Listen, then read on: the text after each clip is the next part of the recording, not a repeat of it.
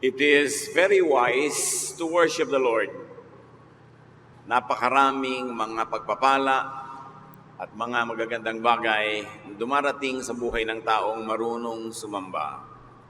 Meanwhile, it is foolish not to worship the Lord.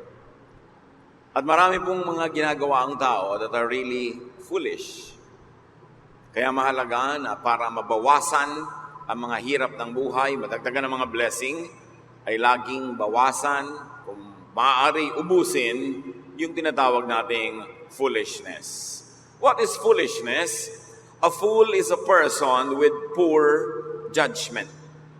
Yung foolishness ay pagka ang ating mga pasya, ginagawa, sinasabi, o hindi sinasabi at hindi ginagawa ay nagdudulot ng panganib, nagbabawas o nagpapaalis ng pagpapala sa ating buhay, at nagdadala ng mga pahirap at mga problema at mga sakit. Foolishness must be minimized, especially in the lives of godly people. Never be a fool and never be a victim of fools. Maraming magagandang balak ang Diyos para sa atin, subalit ito'y kailangang ating payagang mangyari. At ang pagiging foolish o hangal ay pagpigil sa mga pagpapala ng Diyos. It is poor judgment. Ang ating pag-aaral, sa patuloy ng paglagong espiritual, don't be a fool. Huwag maging hangal sa buhay. Hindi yan ang kalooban ng Diyos. Ama namin sa langit, salamat sa iyong karunungan na sa kabila ng aming mga kakulangan ay maaari naming makamit. Salamat sa mga karunungang ibinigay nyo na at patuloy na ibibigay pa. Turuan nyo kami na pahalagahan ang karunungan at iwasan ang kahangalan sa buhay. Turuan nyo kaming makilala kung anong mga kahangalan na pinagagagawa namin at tulungan nyo rin kaming makilala kung may mga kahangalang ginagawa ang mga kapwa nang kami ay hindi makiayon, hindi madamay at hindi magpalala ng sitwasyon. Empower us with your wisdom. Teach us. Heal us. In the name of Jesus, your Son, King of Kings, and the wisest of all, we pray with thanksgiving. Hindi naman sa panghuhusga, pero mahalagang itinatanong natin lagi, kahit man lang sa loob natin, foolish ba ako? Foolish ba siya? Yan bang sinasabi niya, ginagawa, o ipinagagawa sa akin ay ikahangalan, will it actually prevent blessings from coming my way? Will it be causing poor judgment? Proverbs 26:1, like snow in summer or rain in harvest, so honor is not fitting for a fool. Kung hindi daw ba gaano kabagay ang mga niebe o snow o ulan pag tag-araw, lalong hindi bagay na pinararangalan ang hangal o ang kahangalan. Wala sa lugar. Isa sa itinuturo sa atin ng Proverbs, do not honor fools. Huwag silang parangalan, huwag bigyan ng puwang. Hindi bagay, hindi beneficial. Do not honor fools with position or power. Kawawa ang isang bayan, ang isang lugar, ang isang tanggapan, ang isang opisina na ang mga nangunguna ay hindi marurunong. Do not honor fools with attention or recognition and even honorifics. Pag alam niyong kahangalan ang pinagsasasabi ng isang tao, kung hindi mo man siya ituwid, at least huwag mong pansinin at huwag mong itawag ng pansin ng iba para siya ay mabigyan ng dangal. Very especially, do not vote for foolish candidates kung may eleksyon. Do not appoint foolish people in positions of power. Power is from God. At pagka ang power ay nahawakan ng foolish people, ang kanyang sinusunod, hindi ang Diyos, kundi ang kalaban ng Diyos. Proverbs 26:2, like a sparrow in its flitting, like a swallow in its flying, an undeserved curse goes nowhere. Wala naman daw nararating yung pag-alipusta, pagmura, panunumpa na hindi naman bagay o hindi karapat-dapat. At yung mga curses na yan, lalo especially coming from fools, don't even pay attention to them. Do not pay attention to curses from fools. Kung hindi natin dapat masyadong ikatuwa ang paghanga ng mga hangal, lalo namang hindi natin dapat pansinin yung kanilang pamumuna, paninira ang kanilang mga pagsumpa sa atin. Pagka ang mga masasagwa na mga salita, pagka yung mga curses, galing sa unsolicited opinion or gossip or remarks, when disagreement or opposition come from fools, don't pay attention to them.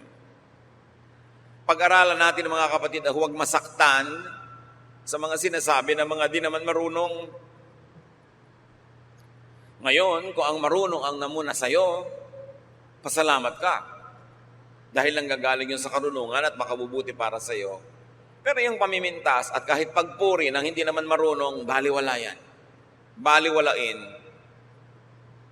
Even yung mga predictions, mga hula-hula, yung mga salita na nanggagaling sa mga taong di naman maalam, huwag pansinin.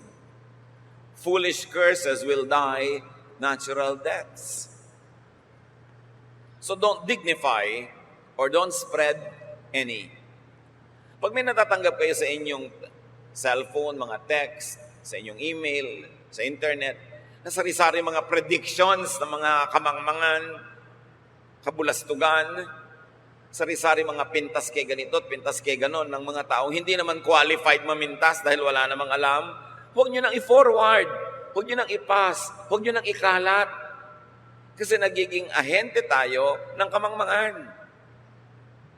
Yung mga sobrang nakakatakot, wala namang basihan, chismis pa lang, hindi pa nasusuri, matatanggap mo, i-forward mo agad, you become a participant in glorifying foolishness. At nagiging napakadaling gawin ngayon dahil sa social media, dahil sa mga technological tools and gadgets. Dapat yan ginagamit sa kabutihan at sa pagiging makadiyos. At huwag kailanman ipahiram kay Satanas. Proverbs 26:3, a whip for a horse, a bridle for the donkey, and a rod for the back of fools. Ang bagay daw sa kabayo ay latigo. Ang bagay sa mga buriko or donkey ay yung pambusal sa kanilang bibig para sila mapasunod. At ang bagay daw sa mga hangal, hampas sa kanilang likod. Siyempre, Proverbs, punong-puno ng mga symbolism. Hindi naman ibig sabihin, pag may nakita kang tao na sa tingin mo hangal, ay hahampasin mo na nga. Pero ang tinuturo sa atin, walang bagay na mabuti para sa kanila. Huwag silang bibigyan ng pansin na maganda. Fools deserve nothing but a rod or punishment. Don't reward them for their foolishness. Marami kasi mga injustices being done in our daily lives. Kahit kang halangalan, pinipremyuhan, binibigyan ng gantimpala. Pati ang mga gumagawa ng kahangalan, hindi pinapalo, hindi itinutuwid, at kuminsan ay nabibigyan pa nga ng gantimpala. Inflict fools with anonymity and invisibility. Huwag silang gawing masyadong napapansin, nadidinig, nakikita. Minimize their celebrity. At yan kung minsan, ang problema sa mass media, dahil may kapangyarihan ito na mag-spread ng anumang gusto nitong ikalat, kahit mga kamangmangan na mabilis kumalat.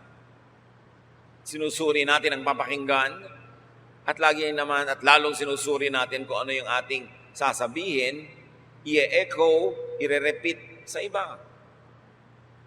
Paano daw makitungo sa mga foolish people? And remember, foolish means people with poor judgment. Yung mga hindi naman dapat magsalita ay nagsasalita. Yung kung kailan dapat kumibo ay hindi kumikibo. Yung hindi dapat sabihin ay sinasabi. Yun ang foolishness. Proverbs 26:4-5. Do not answer fools according to their folly, or you will be a fool yourself. Answer fools according to their folly, or they will be wise in their own eyes. Huwag daw patulan ang fools.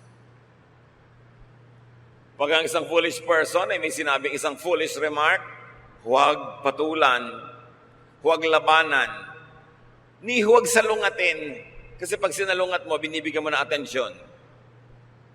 Salungatin lang kung talagang ito ay nagbibigay ng immediate, grave threat or danger to others, to safety, to well-being, or to life.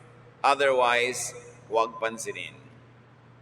Naalala ko ang lola ko, pag may sinabi ang sino man na walang katuturan, ni hindi yung titingin, ni hindi sasagot, hindi yung kikibo. At yun ang sagot niya sa'yo. Mag-isip-isip ka pag di siya kumikibo, ibig sabihin, you are saying a foolish thing. Ikaw na ngayon, bigla kang titigil at papupuwersa ka talagang manuri sa iyong sarili. Pag may mga nagbubulalas ng mga kamangmangan, huwag sundan ang kanilang logic or method o pauso. Huwag silang patulan at huwag na huwag makipagdebate sa hangal. The mere fact na nakikipagdebate ka sa kanya, ay pinapatulan mo ang kanyang ideya. At kung may nanonood sa inyo, binibigyan mo siya ng audience. Lalo lang magkakaroon ng mga tagahanga at tagasunod ang kanyang kamangmangan. At sabi ng Proverbs 26, pag pinatulan mo ang isang foolish person, nagiging foolish ka rin. Maa-affirm sila, mabibigyan mo sila ng pahalaga na hindi mo dapat ibigay. Proverbs 26, 6-7. It is like cutting off one's foot and drinking down violence to send a message by a fool. The legs of a disabled person hang limp, so does a proverb in the mouth of a fool. Para daw pinutulan mo ang sarili mo ng paa, ipinahamak mo ang iyong sarili, pag may ipinasabi ka na anuman sa isang hangal. Kung baano daw na walang buhay at walang silbing nakalaylay sa paa ng isang taong may kapansanan ng kanyang paang hindi magamit, ganon din daw na walang saysay at nakalaylay sa bibig ng isang hangal ang kahit anumang pinakamagagandang mga salawikain o mga salita. Pag may nagdala sa iyo ng chismis, and 99.9% yung nagdadala niyan, foolish. At may sinabi sa iyo, alam mo, sabi sa iyo ni ganito, ganun ka daw. At tapos sabihin mo sa kanya, ganito siya, yun. Pinagdadala mo ng balita, ng mensahe ang isang hangal. Nag-suicide ka na nun. Sinaktan mo na ang iyong sarili. Pinutulan mo ang paa ang sarili mo. Kasi pagdating nun sa kabila, kung pangit ang sinabi mo, mas papapangitin niya. At kahit maganda yung sinabi mo, papapangitin pa rin niya. Kasi nga foolish siya eh. Para may sabihin uli yung pinadalhan mo ng mensahe, babalik uli sa iyo, pabalik-balik yung mensahe sa inyong dalawa. Pero sinong nasa gitna? Si foolish. Ginawa niyo siyang mahalaga. Ginawa niyo siyang kasali. Kaya gusto niyang palalain para hindi siya maubusan ng importansya. Never entrust messages to fools. Maraming magkaibigan nagkakagalit kasi yung namamagitan sa kanila ay foolish. Maraming taong hindi naman dapat lumala ang kanilang mga away, lumalala dahil may namamagitan na isang hangal. At paano nyo malalaman kung hangal ang namamagitan? Hindi nyo susuriin kung anong pinag-aralan niya. Hindi kung gaano ang karaming libro niyang nabasa. Ang susuriin nyo, ano ang bunga ng kanyang pamamagitan.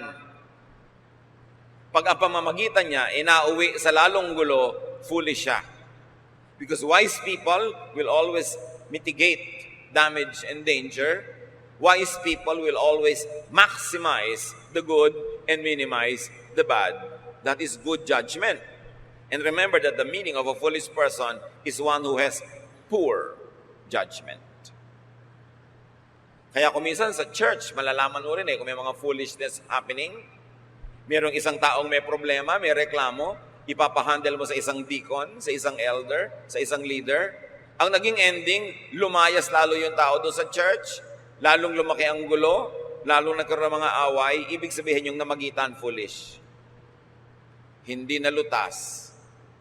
Kung hindi man niya napaganda, sana man lang nanatili na lang where it is, hindi yung lumala pa. Gaano karaming tao, mga kapatid, ang lumayo sa inyo, nilayuan nyo, bunga ng gawa ng isang foolish ambassador. Kaya dapat matitino ang mga ambassador. Sugo ng isang bansa sa kabilang bansa. Pag hindi siya marunong mag-represent, mapapapunta sa giyera ang kanyang bansa. Hindi man giyera, madedehado, mawawala ng trade opportunities o diplomatic mileage. Dapat marunong ang pinagtitiwalaan. Pati nga si Jesus, sabi niya, do not give your pearls to swine. They will trample upon it, turn back, and attack you. Sabi niya, do not give to dogs what is holy. Now, it's only because the metaphor in Israel, sa kanila, yung swine at dogs are considered unclean. Which in other cultures, hindi naman. So, hindi yung dog o yung swine ang issue dito. Ang issue ay, huwag yung ipagkakatiwala ang anumang mahalagang bagay sa hindi naman dapat pagkatiwalaan. Ganun din kahit sa theology, mga kapatid. May mga mapag-aral, may mga scholar, may mga mapanaliksik, maraming malalalim, matataas na natututunan tungkol sa Diyos at sa ating relasyon sa Diyos. Pag tinuruan nila yung mga mangmang, hindi maiintindihan ng mangmang yung itinuturo, tatawagin agad na demonic, tatawagin agad na wrong, magkakagulo-gulo-gulo. Kaya sabi ni Jesus, huwag niyo ipagkakatiwala ang mga perlas sa mga baboy. Paano niyo malalaman kung baboy yung pinagtiwalaan niyo ng perlas? Sa gagawin niya, hindi niya makikilala ang perlas sa kanyang halaga, hindi niya papahalagahan, sapagkat ang baboy ay naghahanap lang naman at nagpapahalaga sa kaning baboy. Pag binigyan mo ng perlas, pag dududulurogin niya ito, pag yuyuyurakan at tatapakan, magagalit, tapos susugurin ka. At huwag niyong lilimutin, ang mga baboy nung araw may malalaking pangil at pwedeng manuwag kahit ng tao. Sobrang na-domesticate lang ang baboy ngayon, nawala na yun eh. Pero yung mga baboy damo hanggang ngayon may malalaking pangil, pwede kang sugurin. Ibig sabihin yung baboy, kaning baboy ang gusto niya, binigyan mo ng perlas na mahalaga, hindi niya pinapahalagahan yun. Magagalit pa sa'yo. Ganon din ang mga mangmang. Turuan mo, magagalit. Pag ang narinig hindi gusto, pag ang narinig hindi sang-ayon sa dati na niyang alam at gusto niyang manatili sa kanyang isip, magagalit sa'yo. Pero sabi ng Bible, ituwid mo ang matalino kahit nasasaktan, magpapasalamat. Doon mo malalaman kung baboy yung napagbigyan, kung ano ang ginawa sa perlas. So do not share your pearls with swine. Do not share your secrets with chismosas. Yun din yun. Nagtitiwala ka ng isang lihim sa isang tao, perlas yun, mahalaga yun, lihim yun eh. Pero hindi niya napapahalagahan yung pagiging lihim nun. I-vulgarize niya yon, ibubulgar niya yon, ipapamalita niya, kasi baboy siya. Paano niyo malalaman kung baboy ang kumare? Ang kumpare, ang kaibigan ng office mate? Nagkakalat ng lihim. Nagchichismis ng hindi dapat chismisin. Nagpapalala ng gulo. Nagpapaaway sa mga dapat ay pagkasunduin. Kailangan ng tao marunong. Tinuturoan tayo ng Bible, huwag kayong magtitiwala sa mga baboy. Huwag niyo naman tawagin yung kumarin nyo na, huy, sabi kanina, baboy ka pala. Ano lang yun? Pangloob lang natin na assessment para makaiwas tayong mapahamak. Huwag tiwala ng tiwala. Yung, alam mo, may sasabihin ako sa'yo ko lang sasabihin, huwag mo sasabihin sa iba. Yun ang pinakamabilis na paraang ikalat ang isang balita. Kasi oras na narinig ng chismosa, yung huwag mong sasabihin sa iba. Oo, pangako, promise. Hindi ko talaga sasabihin. Iyon na yung merienda ko. Sabihin mo lang sa akin. Kasi gustong malaman. Alam niyo yung mga taong walang halaga, walang kwenta, walang pagpapahalaga at pagkukwenta sa sarili, hindi sila nagiging importante kahit kailan, hindi sila nahihilingang tumula o kumanta, hindi sila nakukuhanan ng payo. Para sila maging mahalaga, ang ginagawa nila, nagkakalat ng chismis. Doon lang sila nagkaka-audience eh. Kung tayo'y matinong tao, kakanta ka, may audience ka kasi maganda kang kumanta. Marunong ka magturo, may audience ka kasi magaling ka magturo. Magaling ka magpinta, may manonood sa pagpipinta mo o may titingin sa ipininta mo. Mahusay kang tumugtog, may makikinig pag tumutugtog ka. Pero ang mga chismosa, walang audience. Walang magaling sa kanila. So, nakakakuha lang sila ng audience sa pagchichismis. Alam nyo kung gano'n nyo dapat pag-ingatan yan. At huwag pagtitiwalaan. So do not let and ask fools to speak for you, negotiate for you, or intercede for you. Maraming mga ganon. Yung mga kakilala nila, kumare nila, ipapakilala nila sa mga sarili nilang asawa. Tapos ikukwento nila kung gaano kahusay magmahal ang asawa nila, kung gaano kabait. Mamaya, inagaw na ni kumare. Huwag kang nagkukwento kay kumare tungkol sa asawa mo. Never. Kasi pagkapintasan ng asawa mo, ang sinabi mo kay kumare, ikakalat niya yon kasi tuwang-tuwa siya dahil mas mabuti ang asawa niya kaysa sa'yo. Parang siya ang panalo. Pero pagka mga kapurihan ng asawa mo, ang ikinuwento kayo kay kumare, nagsisimula siya maging interesado. Kaya maraming kumare, yun ang nakakaagaw eh. Don't be foolish. Never share these things with your friends. Alam niyo, sa department na yan, mas matatalino ang mga lalaki kaysa sa babae. Ang mga lalaki, among mga kapwa lalaki, hindi pinag-uusapan yung asawa nila. Yung mga kerida nila, pinag-uusapan. Pero yung asawa, never. Pero yung mga babae, lalo't napaupo, kumakain ng maruya, humaba-habang oras, ang topic mga husband nila, mga ginagawa nila sa kama, ikinukwento sa kapwa mga babae. Sa palagay nyo, hindi sila naku-curious? Tapos magtataka kayo, kumaagawan kayo? Don't be foolish. Bad judgment yan. Iniingatan ng ganyan mga bagay. Let the marriage bed be held in honor among all. Pag sobra ka madaldal at nagtiwala ka sa foolish people, talo ka. Bakit ka na pag-uusapan? Ba't kumakalat ang mga bagay-bagay na hindi dapat kumalat? Nagtiwala ka sa swine. Kaya mga kapatid, baliktarin natin to. Pag kayo ang pinagkakatiwalaan, that is sacred. Pag may sinabi sa inyong bagay na mahalaga, lalo't dapat ilihim, isang banal na bagay yun. Hindi nyo dapat babaliwalain. Dapat igalang. Huwag ikalat. Pag nagtitiwala ka sa isang foolish person, kumisan dahil gusto mo lang siyang pahalagahan, gusto maya-saya siya, bigyan siya ng halaga, pero marami kang ipapahamak, yung masisira niya. Lalo at binigyan mo siya ng kapangyarihan, karangalan, impluensya, kawawa ang marami. Proverbs 26:8, it is like binding a stone in a sling to give honor to a fool. Para ka daw nagbala ng bato sa isang tirador, pag pinapahalagahan mo ang isang taong hangal. Parang naglagay ka ng bala sa loob ng isang baril, ganon ang pagbibigay mo ng halaga sa isang taong di dapat bigyan ng honor. Honoring and empowering a fool would hurt others. Maglalagay ka ng isang political appointee, kahit foolish siya, sa isang posisyon sa gobyerno, mapapabayaan ang trabaho, maraming hindi mapaglilingkuran, maraming mawawaldas.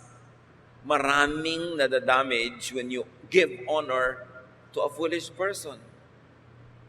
Do not affirm fools at the expense of others. Proverbs 26 verse 9, like a thorn bush brandished by the hand of a drunkard is a proverb in the mouth of a fool.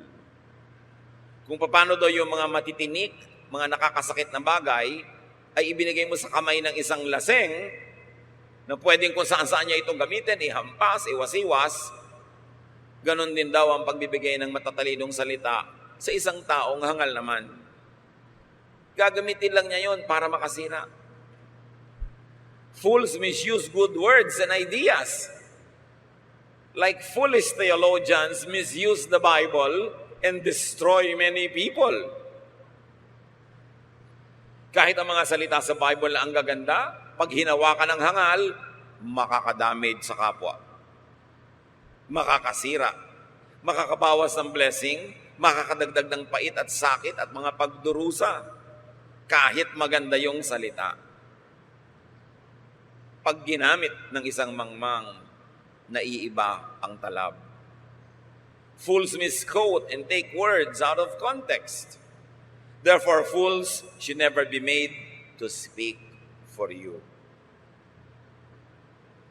Mahalaga mga kapatid, ma-develop natin yung ating communication skills.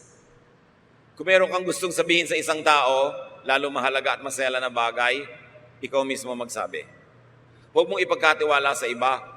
Pwede ba kausapin mo naman si ganito? Sabihin mo ganito, ganon, ipaliwanag mo naman ang kalagayan ko?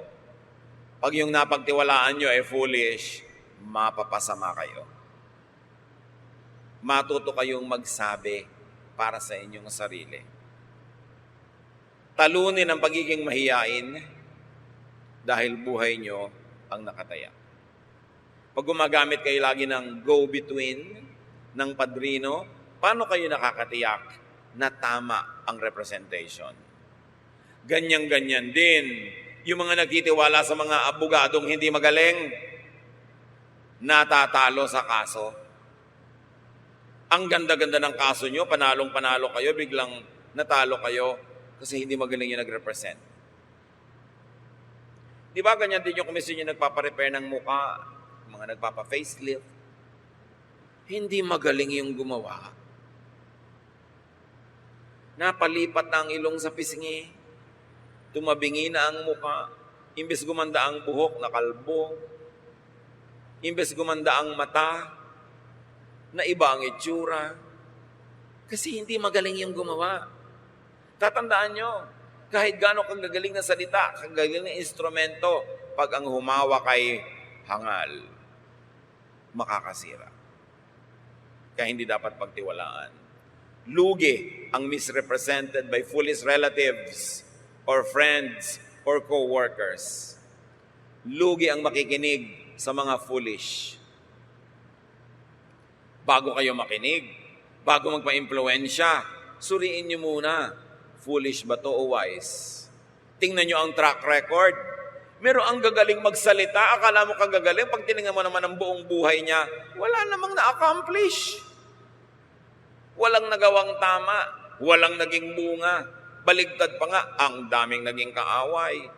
Bibigyan mo ng taniman, walang bumubunga at tumutubo. Bibigyan mo ng puhunan, nalulugi. Bibigyan mo ng trabaho, natatanggal. So bakit kayo makikinig sa ganon? Bakit makikinig sa pangako? Ganon naman ang mga politicians at kahit mga nanliligaw, puro pangako. Wag na wag kayong pabola sa pangako. Kasi future pa yon. Madaling sabihin. Ang lagi niyong titingnan yung past, yung nakaraan, yung accomplishment. Hindi naman yung past na nagkasala, nagkamali, kasi pwede naman magsisit magbago ang tao. Pero yung taong nangangako na magiging mabunga, mahusay, magaling, tingnan nyo kung naging mabunga, mahusay at magaling na noon pa. Kasi kung hindi siya mabunga, mahusay at magaling pa noon, ganun siya magiging uri ng tao bukas. History repeats itself. Sabi ni Solomon, there is nothing new under the sun. Everything has been and will be again. Ang tamad, liban na lang tunay na magkaroon ng kaliwanagan o paghimalaan, tamad kahapon, tamad ngayon, tamad pa rin yan bukas. Huwag ipagkatiwala ang iyong buhay sa hindi pwedeng pagkatiwalaan. Proverbs 26:10, like an archer who wounds everybody, is one who hires a passing fool or drunkard.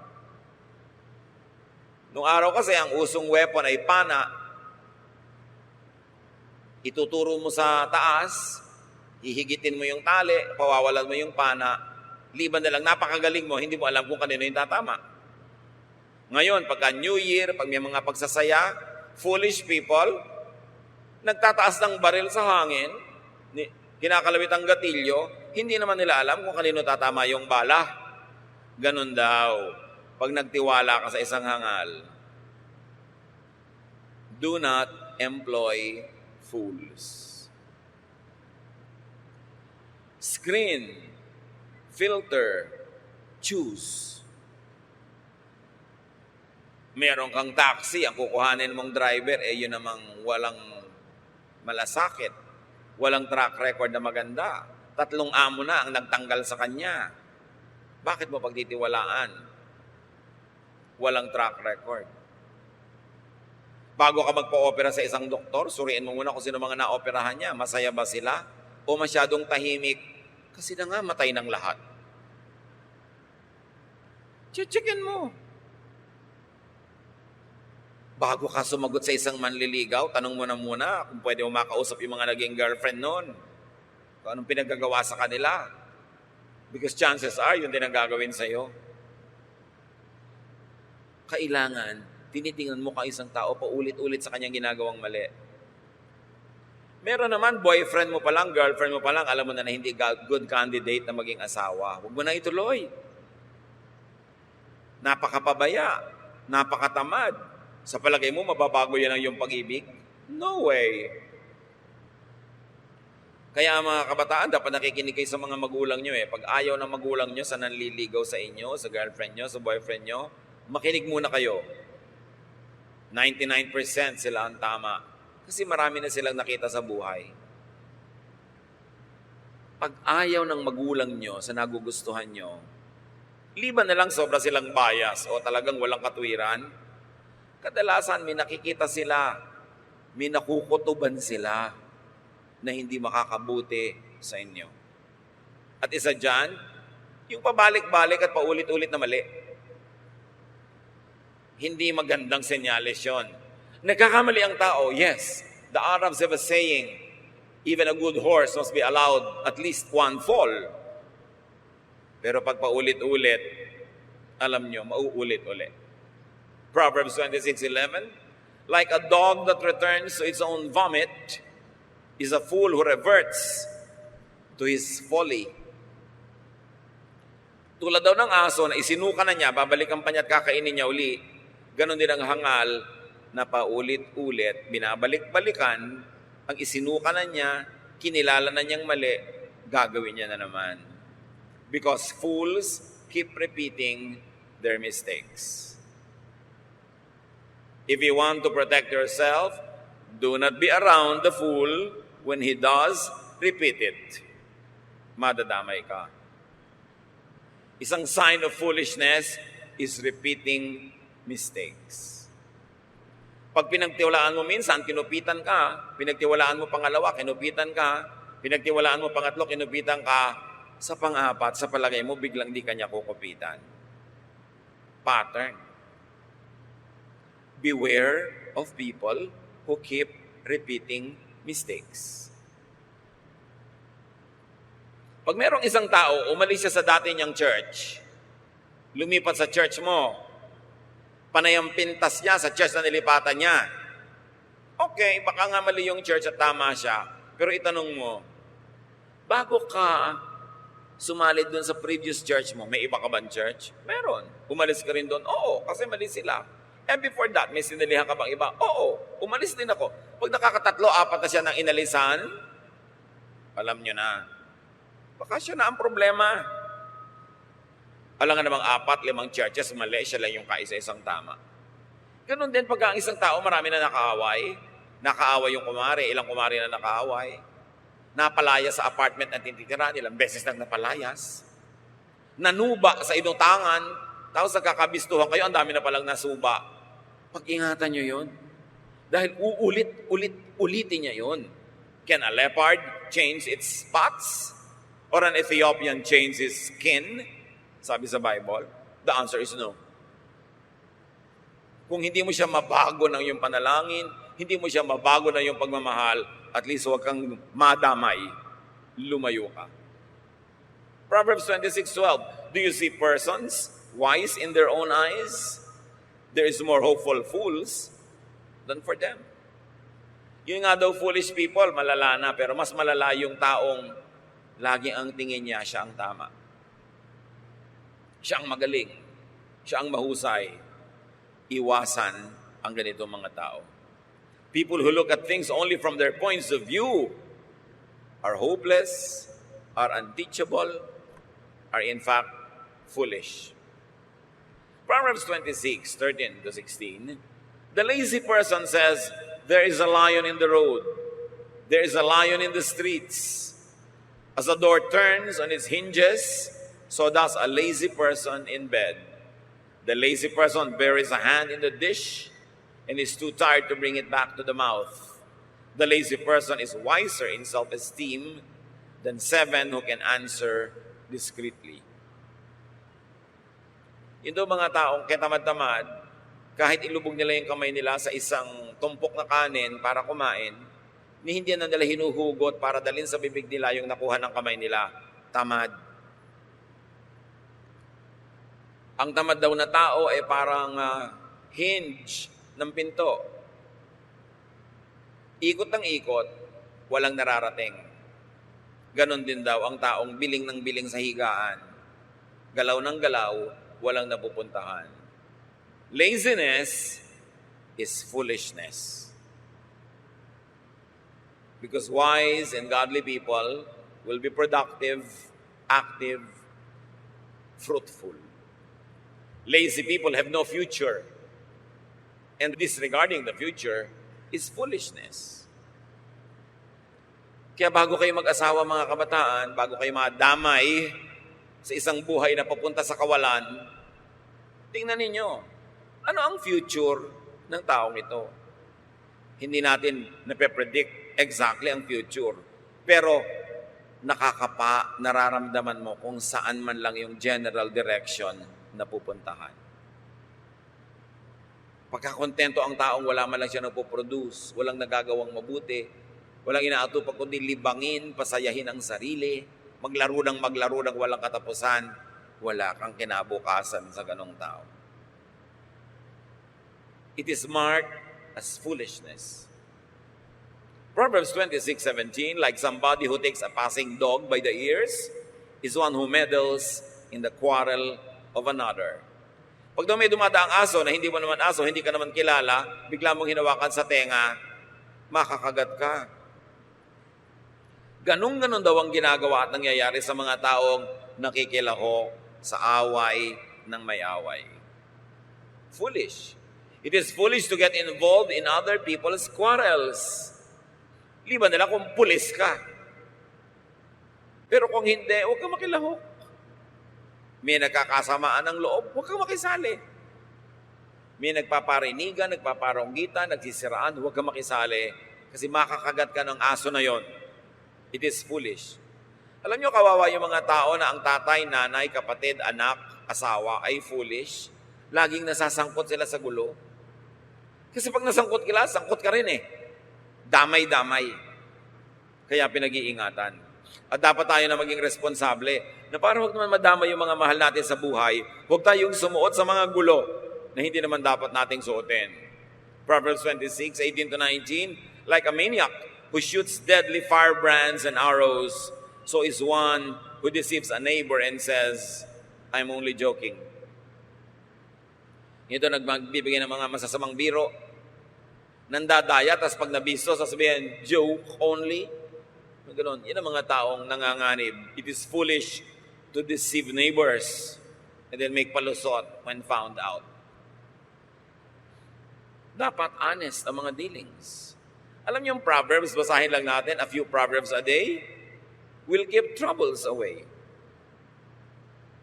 Napakalaki ng maliligtas natin na gulo kung babasahin niyo lang lagi Proverbs. Tulad ng Proverbs 26:20-22. For lack of wood, the fire goes out. And when there is no whisperer, quarreling ceases. As charcoal is to hot embers and wood to fire, so is a quarrelsome person for kindling strife.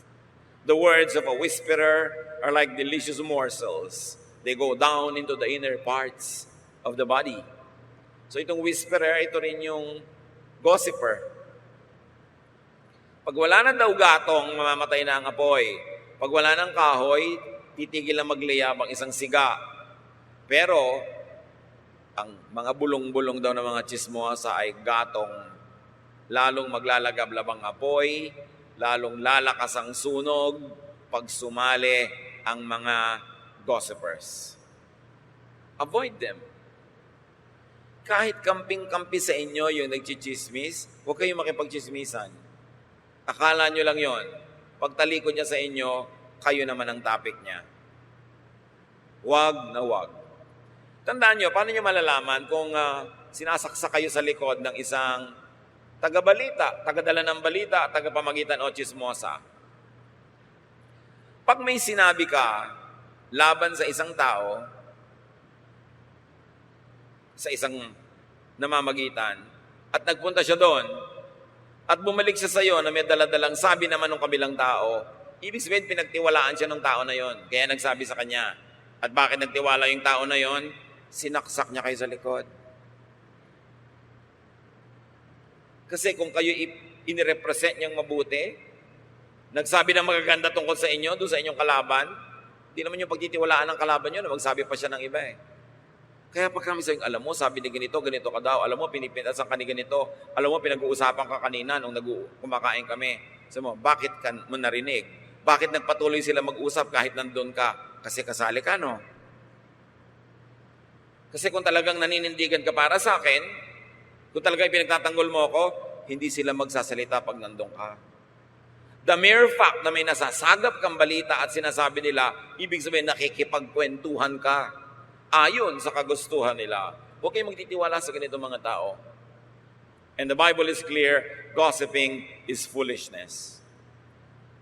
Do not let a gossip worsen existing quarrels. Kung talagang gusto ninyo na makasundo ang inyong kagalit,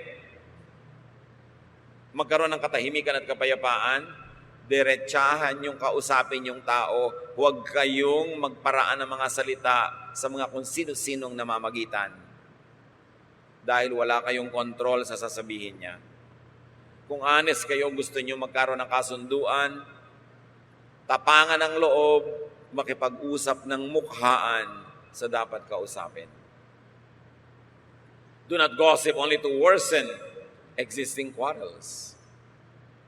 And do not be deceived into enjoying gossip. Ang mga salita daw ng mga gossips ay napakasasarap na mga mumunting pagkain na nakararating sa kaloob-looban ng sikmura. Masarap lulunin, masarap tunawin. Kaya pag nasasarapan ka na sa chismisan, it's time to disengage. Because it will never give you anything good. Akala nyo ba mga babae lang mahilig sa chismis? Nako, marami ring lalaki mahilig sa chismis. Simple lang magdala. Pero mga chismoso rin. Kaya lahat, babae at lalaki, dapat nag-iingat.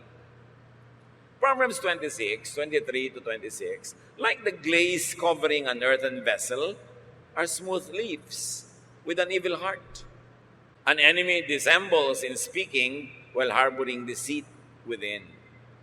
When an enemy speaks graciously, do not believe it. For there are 7 abominations concealed within. Though hatred is covered with guile, the enemy's wickedness will be exposed in the assembly. Mga poetic language.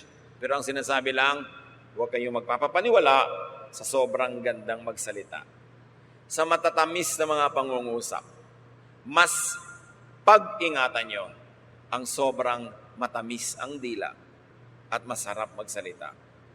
Kadalasan, ang tamis nito ay meron lang ikinukubling anghang at pakla at pait. Mas mag-ingat.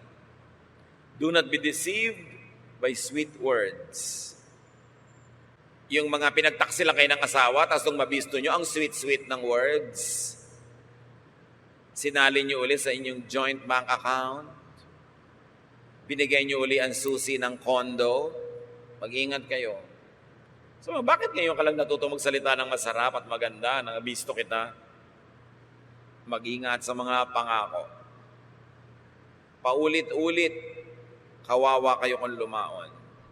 Mabuti kung bata kayo na pwede pa kayo makarecover pag nadaya. Pwede pa kayong maghanap buhay uli para magkapera. Pwede pa uli kayong magsimula ng isang buhay.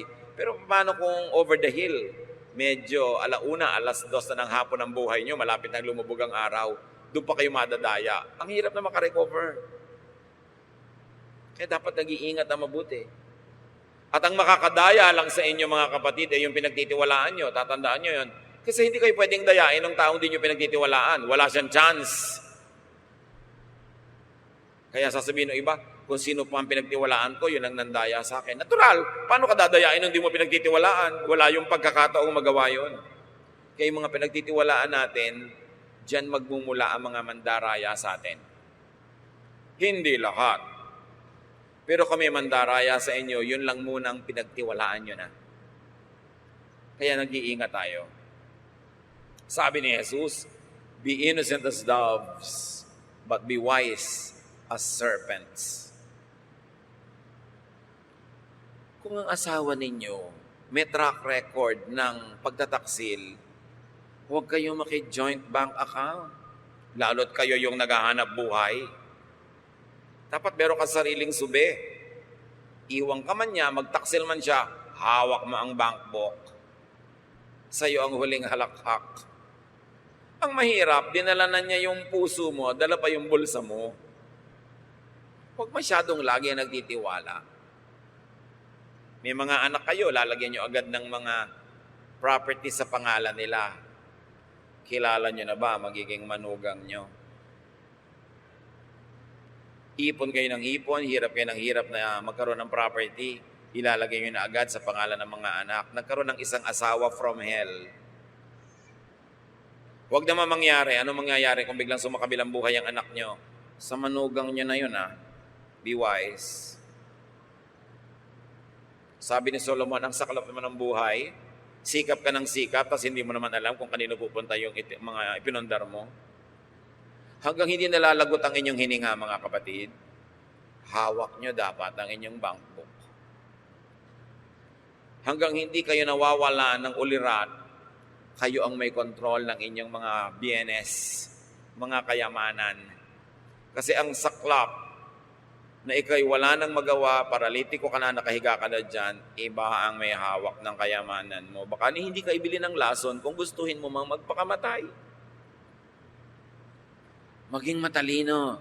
Huwag tiwala ng tiwala. Kung alam nyo lang sana at kung maisisiwalat ko lang ang lahat ay pinagtatapat sa akin ng mga pamangkin ko sa Facebook. Mga taong nagtatrabaho abroad, hirap na hirap, nagtitiis, nagtitipid, tapos nilulus tayo, winawaldas ng asawa dito yung pera sa piling ng iba. Tatandaan nyo, ang pwede lang mandaya, yung pinagtitiwalaan. Hindi ko naman sinabing, huwag na lang kayo magtitiwala sa mga asa-asawa nyo. Huwag lang todo. Magtira kayo sa sarili nyo. Proverbs 26:27, whoever digs a pit will fall into it, and a stone will come back to the one who starts it rolling. May ganti-ganti daw ang buhay. So magpakatalino, huwag kang magplano ng masama laban sa kapwa mo dahil sa iyo mangyayari yon. Talbog sa kanila, dikit sa iyo ang mga masasama mong binabalak laban sa kanila. What you plant is what you will harvest. So sino na naman ang foolish people? Yun nagtatanim ng masama. They are so foolish that they don't realize na masama rin ang aanihin nila. Sino ang matalinong tao? Yung nagtatanim ng mabuti at tama. Kasi yun ang aanihin nila. People receive what they give. A lying tongue hates its victims, and a flattering mouth works ruins. Basta raw, pinagsisinungalingan ka, kinamumuhian ka. Medyo extreme yung application on. Pero ang ating appreciaten, yung katotohanan nun. Pag niloloko ka, hindi ka mahal. Ganun lang yan. Niloloko ka, tapos mahal kita. Ba't ka maniniwala? Ang nagsisinungaling, yung pinagsisinungalingan niya, sinisira niya. So paano ka maniniwala na mahal ka, pinagsisinungalingan ka? Be careful with liars and flatterers. Laging magtira para sa sarili. Huwag todo bigay. Huwag sobrang padala sa mga nambobola. Napansin niyo ba mga kapatid, may mga tao, gusto nila binobola sila. Bolahin niyo. Bibigyan kayo ng maraming magagandang bagay. Pagtapatan ninyo, sabihin niyo ng totoo, ng tama, maiinis sa inyo. Ano magagawa niyo sa mga taong yon? Ang sabihin niyo pa rin yung totoo. Pero kung kayo mga kapatid, may mga magagaling magsalita, magaling mambola, para ang sarap pakinggan, ang sarap paniwalaan, yun muna ang pagdudahan nyo. Kasi mas pwede na may masamang balak sa iyo yung nagsasabi ng masasarap kaysa yung nagsasabi ng hindi masarap. Baka nagpapadama. Baka may balak na maging ganansya sa pambobola. So sa buhay natin mga kapatid, napakarami na niyan at di natin dadagdagan pa. Pero tambak-tambak pa ang maraming verses. Ibig sabihin lang, don't be foolish and don't be a victim of foolish people. Identify who are foolish persons that you need to be careful with.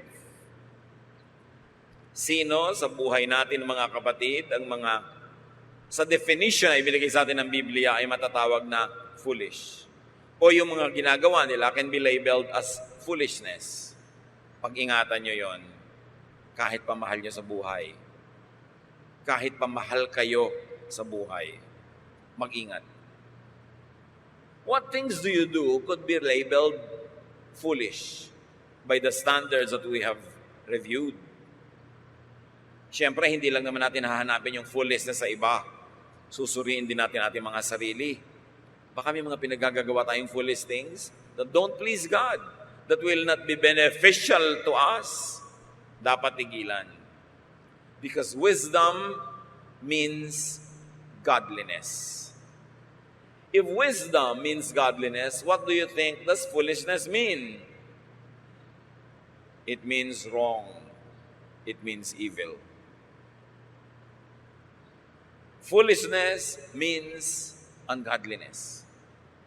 Dapat tanggalin sa buhay natin at dapat pag-ingatan kung nasa sa iba. Glorify God with wisdom. Avoid foolishness. Avoid fools. Ngayon, may mga taong may foolish side lang pero may wise side. So ang pag-iingatan lang natin yung foolish side niya. Pero ang mahalaga, huwag buong buo ang pagtitiwala. Lagi mo nang susuriin. Lalo yung mga taong malapit tayo, hindi natin nire-resist, wala tayong protection from them, mas kaya nila tayong ma-damage. And sometimes, they may mean well, they may be sincere, but nevertheless, they remain foolish, they will still be very destructive. Kaya dapat ingatan, at kung maaari ay turuan pa nga. Suriin natin ating mga sarili, mga kapatid. Aming Diyos, turuan niyo po kaming maging mapanuri. Ano po sa mga ginagawa namin ng kahangalan na dapat naming tigilan, bawasan, puksain? Sino sa mga pinagtitiwalaan namin ang may mga ginagawa mga kahangalan na maaaring makasira sa amin, O Diyos? Turuan niyo rin kaming maging mapanuri. At maging sa mga gumagamit ng iyong salita ng Biblia na maaaring foolish ang interpretation, foolish ang application. Huwag kaming mabulag na kung ginagamit ang iyong salita ay agad-agad na kaming maniniwala, lululunin na namin at i-apply sa aming buhay. Suriin pa rin namin kung sino ang nagtuturo. Suriin namin kung saan nanggagaling ang pagtuturong yon. At suriin namin kung saan patungo kung sundin namin ang mga turo. Maging marunong kami hindi lang sa pang-araw-araw na buhay, kundi higit pa ron sa aming spiritual lives. Teach us to identify foolish theology, foolish hermeneutics, foolish interpretation and application of your very wonderful and beautiful and powerful words. Magbulay-bulay tayo mga kapatid. Not one person can be free of foolishness. And perhaps nobody could be perfectly free of foolishness this side of eternity. But what is important is to grow from glory to glory, to be less and less foolish, and to be more and more wise. Lead us, Father. Teach your people. Sensitize us so that we can know our own foolishnesses and we can avoid that which belongs to others. Be with God in silent reflection and be wise.